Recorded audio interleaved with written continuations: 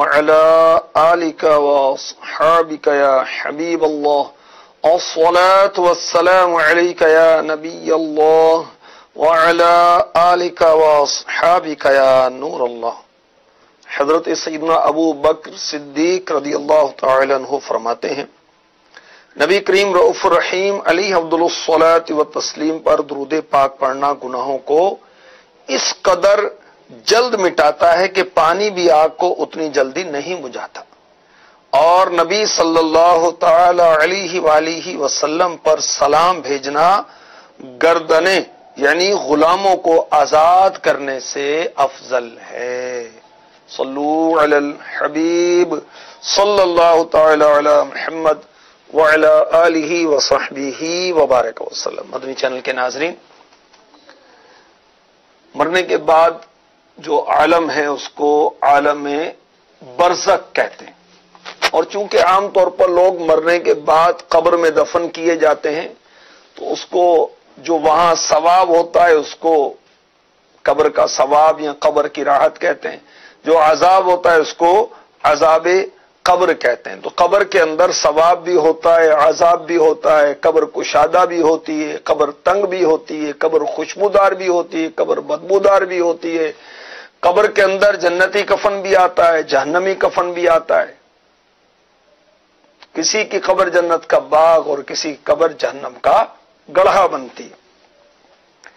حضرت سیدنا ابو عبداللہ محمد بن اسماعیل بخاری رحمۃ اللہ تعالی علیہ، انہوں نے وفات پائی 256 سن ہجری میں 256۔ جب انہیں قبر میں رکھا گیا تو ان کی قبر مشک کی خوشبو سے مہکنے لگی، اور ان کی قبر جو ہے اس کا ذرہ ذرہ مشک بن گیا۔ لوگ زیارت کے لیے آتے اور ان کی مبارک قبر کی خاک کو تبرک کے طور پر لے جاتے، یہاں تک کہ وہاں قبر کے اندر غار پڑ گیا، بہت بڑا شگاف ہو گیا۔ تو پھر اس خوف سے کہ لوگ مٹی لے جاتے رہیں گے تو کہیں قبر ہی نہ وہ ناپید ہو جائے، تو چاروں طرف لکڑی کا جنگلہ لگا دیا گیا۔ زائرین جو آپ کے مزار پر انوار پر حاضری دیتے اس لکڑی کے جنگلے کے باہر کی خاک لے جانے لگے تو اس میں بھی خوشبو آتی، اور ایک عرصے تک یہ خوشبو مہکتی رہی۔ سبحان اللہ۔ جبھی میلی نہیں ہوتی دہن، میلا نہیں ہوتا غلامان محمد کا کفن، میلا نہیں ہوتا۔ اللہ والوں کی کیا شان، سبحان اللہ۔ یہ وہ امام بخاری ہیں جنہوں نے بخاری شریف مرتب کی، حدیث کی سب سے مستند کتاب، اور بہت ہی آپ اللہ اور اس کے رسول کے فرما بردار تھے۔ سبحان اللہ۔ عبادت کی کثرت آپ کرتے اور بہت ہی سادگی انکساری آپ کی طبیعت میں تھی، بہت سخی تھے۔ امام بخاری سوکھی روٹی تناول فرماتے تھے، بہت ہی خوف خدا والے تھے، عبادت اور ریاضت بہت کرتے تھے، ان کا اخلاق بہت اچھا تھا، اور انہوں نے ساری زندگی اللہ اور اس کے رسول کی فرما برداری میں گزاری۔ جب دنیا سے گئے تو لوگوں نے دیکھا کہ ان کی قبر کے ذرے ذرے سے مشک کی خوشبو آنے لگی۔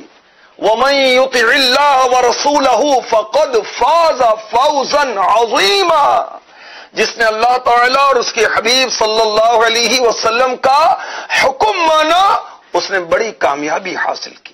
دنیا کی کامیابیاں، آخرت کی کامیابیاں، قبر و حشر کی عزتیں ان کے لیے ہیں جنہوں نے اللہ کو راضی کیا، اس کے حبیب صلی اللہ تعالی علیہ وسلم کو راضی کیا۔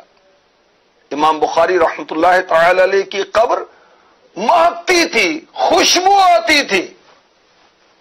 ہماری زندگی کیسی گزر رہی ہے؟ کیا ہم اپنے رب عز و جل کی فرما برداری کر رہے ہیں؟ اللہ تبارک و تعالی نے جو ہمیں احکامات دیے قرآن میں یا اپنے محبوب کے ذریعے سے، کیا ہمیں معلوم ہے؟ کیا ہم اس پر عمل پیرا ہیں؟ اس کے حبیب صلی اللہ علیہ وسلم نے جو ارشادات فرمائے، جو احادیث کے ذریعے سے ہم تک پہنچے، صحابہ اور تابعین، تبع تابعین کے ذریعے ہم تک پہنچے، کیا ہم اس پر عمل کرتے ہیں؟ ہمارا کیا بنے گا؟ تو امام بخاری رحمۃ اللہ تعالی علیہ کی قبر آپ کی تدفین کے بعد مہکتی تھی، خوشبو آتی تھی۔ سبحان اللہ، سبحان اللہ۔ اسی طرح حضرت سیدنا ابو عبداللہ محمد بن سلیمان جزولی رحمۃ اللہ تعالی علیہ، ان کی کتاب درود پاک کے متعلق مشہور ہے، اسے کہتے ہیں دلائل الخیرات، بہت مشہور کتاب ہے، اور دنیا بھر میں اس کتاب سے استفادہ کیا جاتا ہے۔ چنانچہ کہا جاتا ہے کہ آپ کی مبارک قبر سے، کن کی قبر سے؟ حضرت سیدنا ابو عبداللہ محمد بن سلیمان جزولی رحمۃ اللہ تعالی علیہ، ان کی قبر سے مشک کی خوشبو آتی تھی۔ وجہ یہ تھی کہ آپ اپنی مبارک زندگی میں درود و سلام بہت پڑھا کرتے تھے۔ سبحان اللہ۔ ہمارا کیا بنے گا؟ جو فضول بک بک کرتے رہتے ہیں، جو گالیاں بکتے رہتے ہیں، غیبتیں کرتے رہتے ہیں، چغلیاں کرتے رہتے ہیں، تیری میری سے فرصت نہیں پاتے، کبھی موسم پر تبصرے، کبھی سیاست کی باتیں، کبھی کچھ۔ ارے بھائی اللہ کا ذکر کرو نا، تلاوت قرآن کرو نا، درود پاک پڑھو نا بھائی۔ دل یاد لئی بنایا ہے تعریف لئی زباں، اکھیاں بنائیاں سونے دے دیدار واسطے۔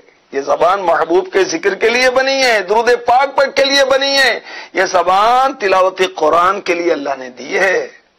نیکی کی دعوت دیں اس سے، فضول باتوں میں کیا رکھا ہے؟ تو سبحان اللہ، حضرت امام جزولی رحمۃ اللہ تعالی علیہ درود پاک بہت پڑھتے تھے۔ اس کی برکت سے اللہ تبارک و تعالی نے آپ کو یہ آنر اور یہ عزت عطا فرمائی کہ ان کی قبر سے مشک کی خوشبو آتی تھی، بہت پیاری خوشبو آتی تھی۔ سبحان اللہ۔ اور درود پاک کی برکت سے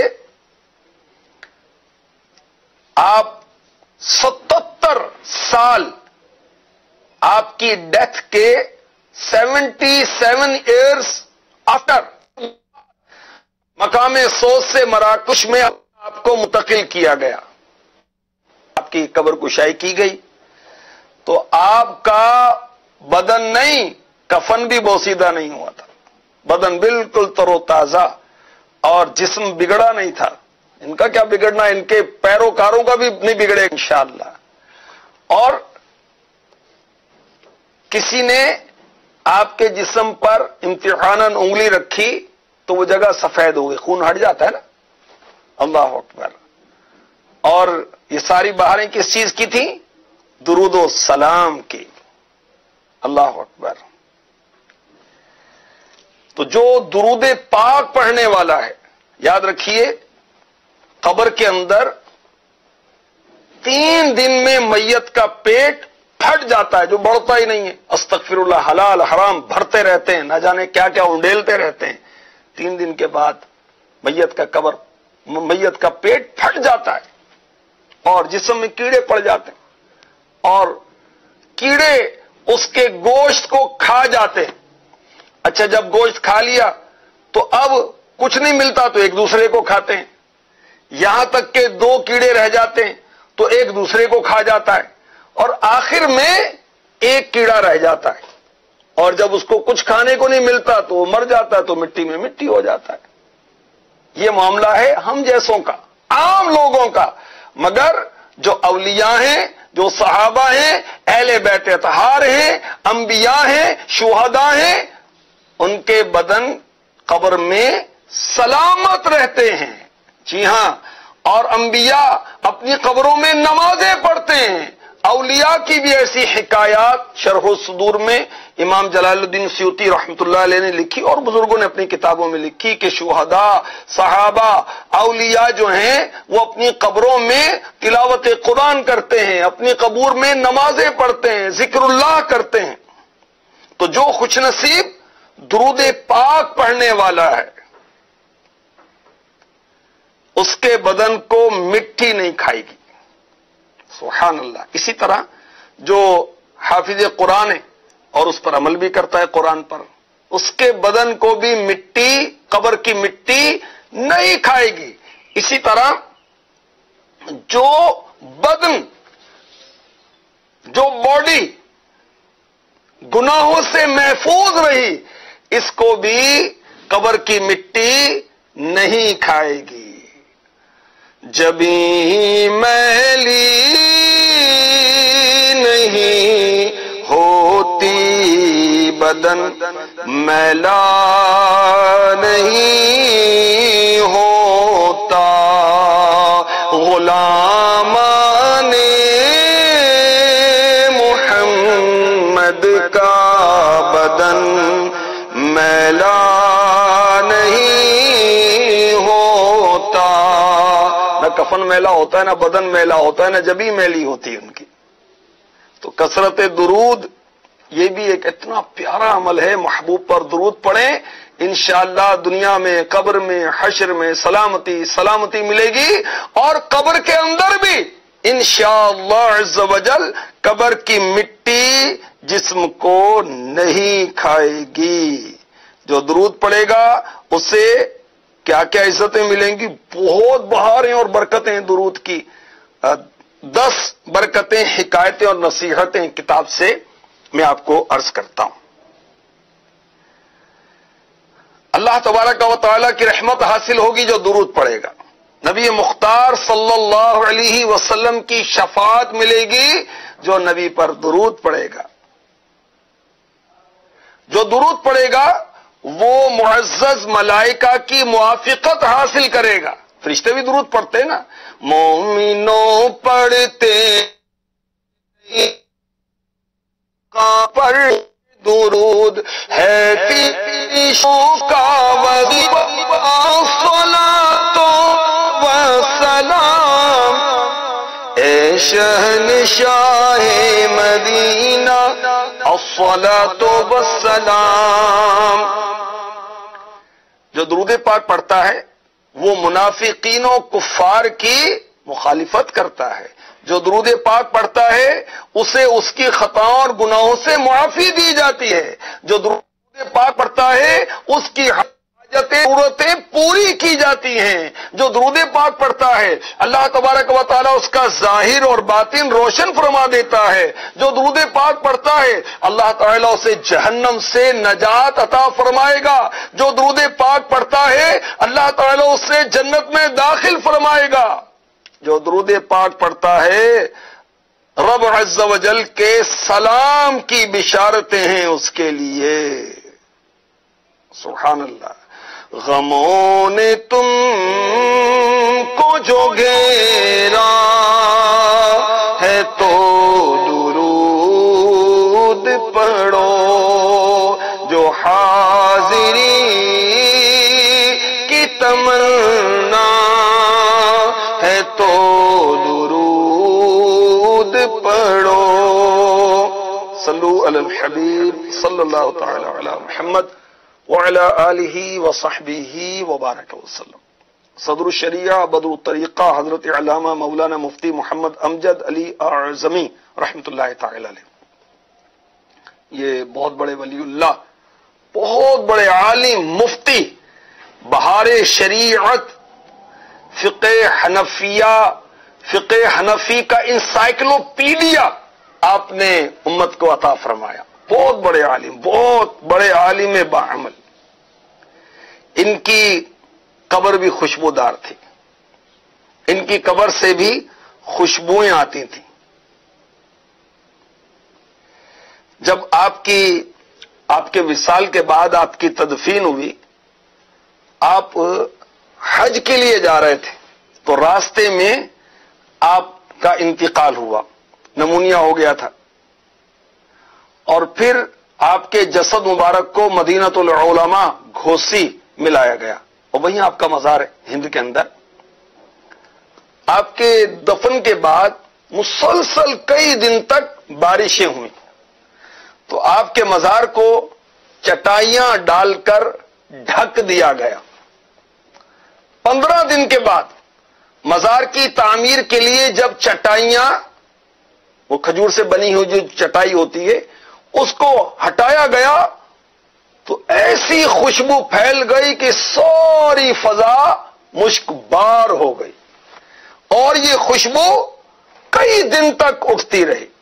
سبحان اللہ۔ ومن یطع اللہ ورسولہ فقد فاز فوزا عظیما، جو اللہ اور اس کے رسول کی اطاعت کرے اس نے بڑی کامیابی پائی۔ ان کی ساری زندگی اللہ اور اس کے رسول کی محبت میں گزری، اللہ اور اس کے رسول کے دین کی اشاعت کرتے ہوئے گزری، اللہ اور اس کے رسول کی اطاعت میں گزری، اور جب یہ دنیا سے گئے تو اللہ تبارک و تعالی نے ان کی قبر کو خوشبودار کر دیا۔